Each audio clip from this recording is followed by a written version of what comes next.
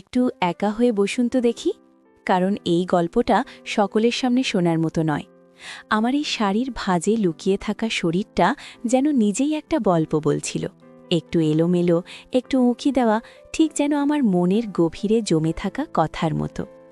আজ আমি আপনাদের আমার জীবনের এমন এক অধ্যায়ের কথা বলবো, যা সমাজের চোখে হয়তো ঘোর অন্যায়, পাপ, কিন্তু মানুষের মন তো সমাজের নিয়ম মানে না সবসময়। সে তার নিজের পথে চলে, নিজের গভীরে গোপন আকাঙ্ক্ষা লুকিয়ে রাখে। আমার বাড়ি ছিল মেদিনীপুর জেলার এক শান্ত গ্রামে। ছোটবেলা থেকেই খুব সাধারণ একটা জীবন ছিল আমার। পড়াশোনা শেষ করে বিয়ে হলো একেবারে নিজের পছন্দেই। স্বামী সুধীর সরকারি চাকরি করত। বিয়ের পর বুঝলাম সুধীর মানুষ হিসেবে ভালো হলেও তার মধ্যে ভালোবাসার যে গভীরতা আমি খুঁজতাম সেটা ছিল না। জীবন চলছিল একটা ছকে বাঁধা নিয়মে। সকাল থেকে রাত পর্যন্ত গৃহস্থালির কাজ, স্বামীর অফিসের রুটিন, আর তার ফাঁকে একাকিত্বের বোবা হাহাকার। আমার জীবনটা যেন একটা নির্জন পুকুরের মতো ছিল, যেখানে কোনো ঢেউ নেই, শুধু স্থির জল।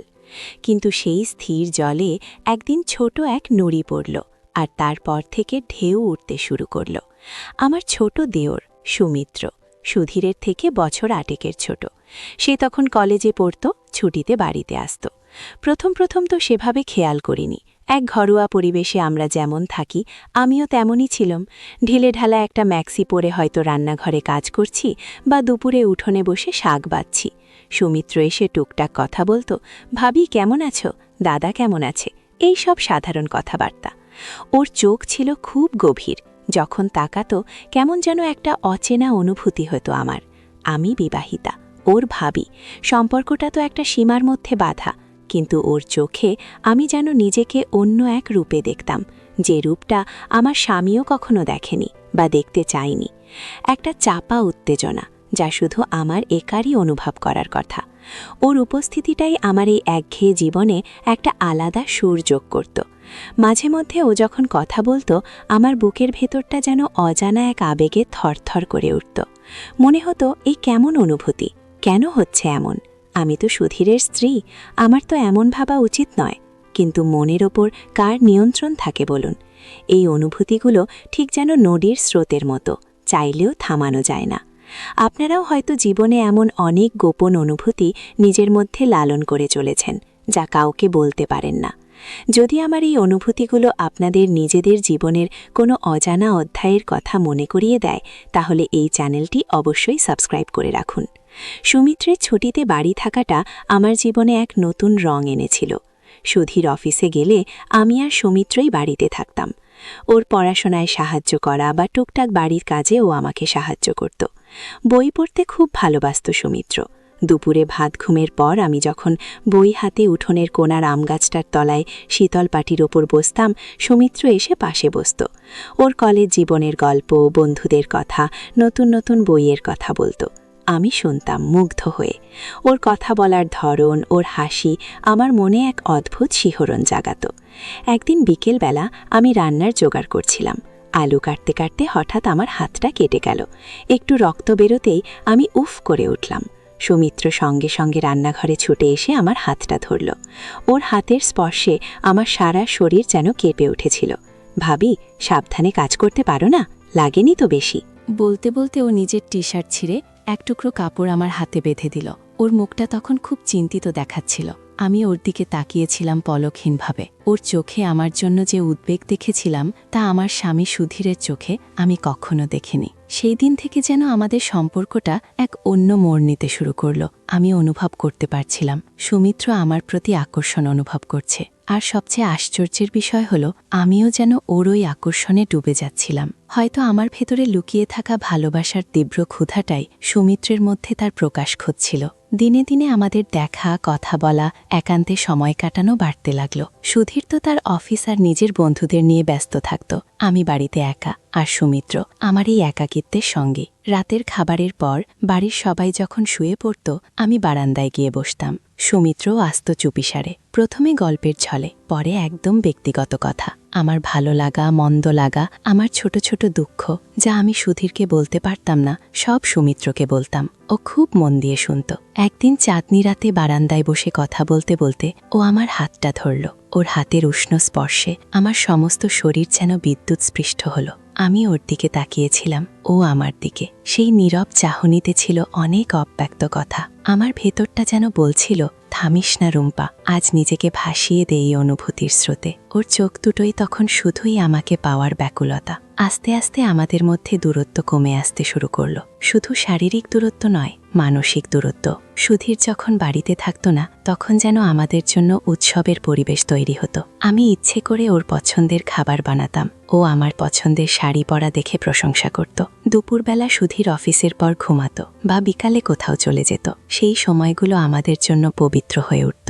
একদিন দুপুরে আমি ঘুমিয়েছিলাম। হঠাৎ ঘুম ভাঙতেই দেখি সুমিত্র আমার পাশে বসে আমার দিকে এক দৃষ্টে তাকিয়ে আছে। ওর চোখ দুটোতে তখন গভীর নেশা। আমি কিছু বলতে পারিনি, শুধু তাকিয়েছিলাম। ও খুব ধীরে ধীরে আমার কপালে হাত বুলিয়ে দিল, তারপর চুলে। ওর স্পর্শে আমার ভেতরে এক অদ্ভুত আগুন জ্বলে উঠেছিল। আমার সমস্ত ইন্দ্রিয় যেন সজাগ হয়ে উঠেছিল। আমার অবাধ্য মন তখন আর কোনো বাধা মানতে চাইছিল না। আমি চোখ বুজে ধরলাম। সেই মুহূর্তটা ছিল আমার জীবনের সবচেয়ে তীব্র এবং গোপন এক অনুভূতি। সেই দিনের পর থেকে যেন আমরা একে অপরের আরও কাছে চলে এলাম। আমাদের একে অপরের প্রতি আকর্ষণ তখন এতটাই তীব্র যে চাইলেও আমরা তা নিয়ন্ত্রণ করতে পারতাম না। বাড়িতে অন্য কেউ না থাকলে সুমিত্র সুযোগ খুঁজত আমার কাছাকাছি আসার, আর আমিও যেন অবচেতন মনে ওর সেই সুযোগের অপেক্ষায় থাকতাম। ছোটখাটো কাজ করতে গিয়ে কাছাকাছি আসা, কোনো জিনিস এগিয়ে দিতে গিয়ে স্পর্শ করা, এই ছোট ছোট ঘটনাগুলোই আমাদের মনের গোপন আকাঙ্ক্ষাকে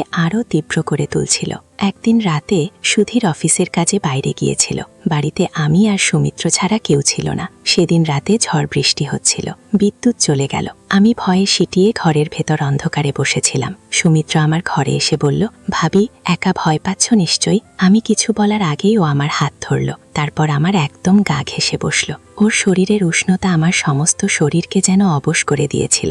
বাইরের ঝড়ের শব্দ আর বজ্রপাতের আওয়াজ আমাদের দুজনের মনের ভেতরের ঝড়কে আরও বাড়িয়ে দিচ্ছিল। সেই রাতে কথা বলতে বলতে আমরা একে অপরের আরও কাছে চলে এলাম। স্পর্শের মাধ্যমে অনেক অব্যক্ত কথা বিনিময় হলো আমাদের মধ্যে। সেই রাত ছিল আমাদের সম্পর্কের এক নতুন সূচনা, যেখানে আবেগ আর আকাঙ্ক্ষা সামাজিক সমস্ত বাঁধ ভেঙে দিয়েছিল।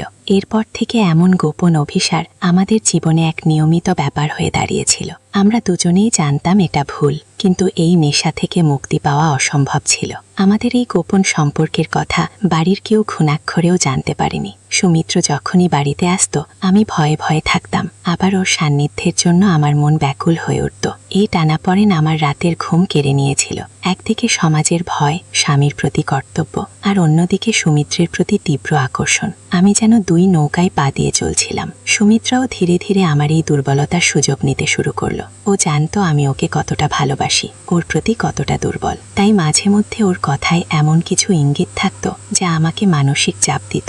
ও যেন আমাকে নিজের মতো করে নিয়ন্ত্রণ করতে শুরু করেছিল। ওর চোখেই ধরা পড়তো আমার অসহায়তা। আমি যে এই সম্পর্ক থেকে বের হতে চাইলেও পারতাম না, সেটাও খুব ভালো করে বুঝেছিল। আমি জানতাম, যদি এই সম্পর্ক ফাঁস হয়ে যায়, তবে সমাজে আমার মাথা উঁচু করে বাঁচা অসম্ভব হয়ে যাবে। আমার সমস্ত সম্মান ধুলোয় মিশে যাবে। এইভাবে অনেক দিন কেটে গেল। এক রাতে আমি নিজের ঘরে একা বসে ভাবছিলাম, এই জীবন আর কতদিন? এই মিথ্যাচার, এই গোপনতা আর ভালো লাগছিল না। বুকের ভেতরটা দুমড়ে মুচড়ে যাচ্ছিল অনুশোচনায়। আমি কি নিজের সঙ্গে, নিজের স্বামীর সঙ্গে এত বড় অন্যায় করছি? সুমিত্রের প্রতি আমার ভালোবাসা হয়তো কোনো এক মুহূর্তের ভুল ছিল, কিন্তু সেই ভুলটা আমাকে কোথায় এনে দাঁড়িয়েছে? সেদিনই আমি কঠিন সিদ্ধান্ত নিলাম। সকালে সুমিত্রের সঙ্গে দেখা করে বললাম, সুমিত্র, আর না, এটা অন্যায় হচ্ছে। আমাদের এই সম্পর্ক আর রাখা ঠিক হবে না। ও আমার কথা শুনে অবাক হয়ে গিয়েছিল। ভাবি, তুমি কি বলছো? তুমি কি আমাকে ভালোবাসো না? ওর কণ্ঠে ছিল অভিমান। আমি বলেছিলাম, ভালোবাসি হয়তো, কিন্তু এই ভালোবাসা আমাদের দুজনের জীবনকেই শেষ করে দেবে। আমরা একটা ভুল পথে চলেছি, এখান থেকে সরে আসা দরকার। ও আমার হাত ধরে খুব মিনতি করেছিল, প্লিজ ভাবি, আমাকে ছেড়ে যেও না। কিন্তু আমি জানি, এই ভুলটা শুধরে না নিলে একদিনের ফল আরও ভয়াবহ হবে। সেদিনের পর থেকে আমি সুমিত্রের থেকে দূরে থাকার চেষ্টা করতাম। ও প্রথম প্রথম মানতে চাইত না, কিন্তু আমার অনমনীয় মনোভাব দেখে ও ধীরে ধীরে বুঝতে পারল যে আমি সত্যিই এই সম্পর্ক থেকে বেরিয়ে আসতে চাইছি। একসময় ও বাড়ি ছেড়ে চলে গেল, নিজের পড়াশোনার অজুহাতে। আমার জীবনে আবার সেই একাকিত্ব ফিরে এলো, কিন্তু তার সঙ্গে ফিরে এলো এক অদ্ভুত শান্তি। মনের ভেতরের অশান্তিটা কমে গিয়েছিল। আজও যখন আমি একা থাকি, সুমিত্রের কথা মনে পড়ে। ওর হাসি, ওর চোখের গভীর চাহনি, ওর স্পর্শ, সবকিছুই স্মৃতি হয়ে আছে। আমি জানি আমি ভুল করেছিলাম। মানুষ হিসেবে আমরা সবাই ভুল করি, কিন্তু সেই ভুল থেকে শিক্ষা নিয়ে নিজেকে শুধরে নেওয়াটা আসল। এমন আবেগপ্রবণে হয়ে কোনো সিদ্ধান্ত নেওয়া উচিত নয় যা আপনার বাকি জীবনটাকে নষ্ট করে দিতে পারে। সমাজের নিয়ম, নীতি, নৈতিকতা অনেক সময় মানুষের আবেগের কাছে হেরে যায়, কিন্তু সেই হেরে যাওয়াটা যদি সাময়িক হয়, তবে জীবন আবার সঠিক পথে ফিরে আসে। সব সম্পর্কই একটা সীমার মধ্যে সুন্দর। সেই সীমা পেরোলে তা কেবল বিষাদ আর যন্ত্রণা বয়ে আনে। আমার এই অভিজ্ঞতা হয়তো আপনাদের কাছে এক সতর্ক বার্তা হয়ে থাকবে। জীবনে চলার পথে নিজেকে সংযত রাখুন। আবেগের বশে এমন কোনো ভুল করবেন না যার জন্য বাকি জীবন অনুশোচনা করতে হয়। এই জীবনটা অনেক সুন্দর, তাকে সুন্দরভাবেই বাঁচতে শেখা উচিত।